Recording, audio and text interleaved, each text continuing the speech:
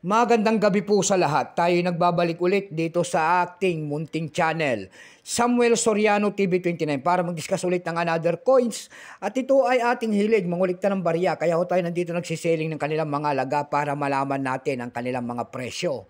Sinisiling natin ang kanilang mga presyo rito para malaman natin kung gaano nakataas ang aking mga koleksyong barya. At ito po ay ating hilig. Ayan, mangulikta ng barya. Isa naman tayong kolektor. Ayan, maraming salamat po sa ating mga subscriber dyan. Ayan, thank you so much sa aking mga subscriber. Lalo na yung mga nanonood, maraming salamat.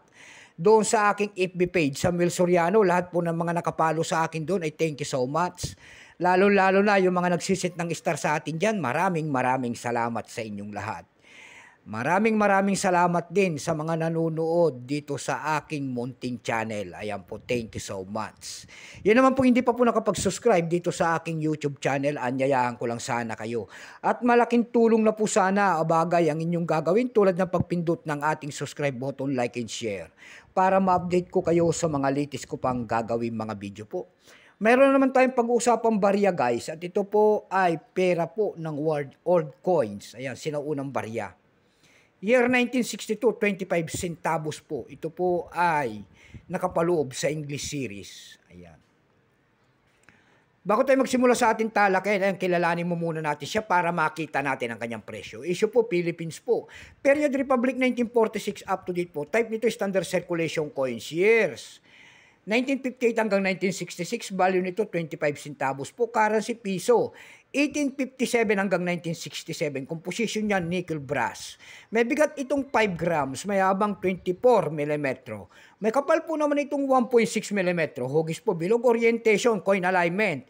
Itinigil naman ang paggamit sa barya na ito ng Pilipinas noong March 31, 1979. Number N-1009, reference number KM-185. Coat of Arms of the Philippines ang kanyang nasa likod. Ito pong year 1962, ito po ay 31%. Kung ilang piraso naman ang ginawa ng ating Bangko Sentral sa barya na hawak natin, ito po ay 40 million lamang. May price na po yan doon sa ating numista. Binigyan na po ng presyo ng ating mga kolektor. Yung kanyang very fine ay 16 pesos, extra fine ay 25. Almost uncirculated ay 61, uncirculated nito ay 61 pesos din. Dako naman tayo sa kanyang presyo sa pamantayan natin mga platform. Ayan. Sa pandaigdigan po pandaigdigan po sa eb.com.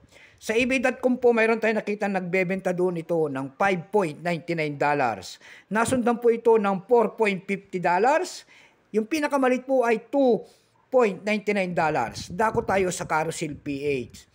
Sa Carousel PH naman po, nakakita tayo nagbebenta doon ng 220 pesos. Nasundan po ito ng 120 pesos.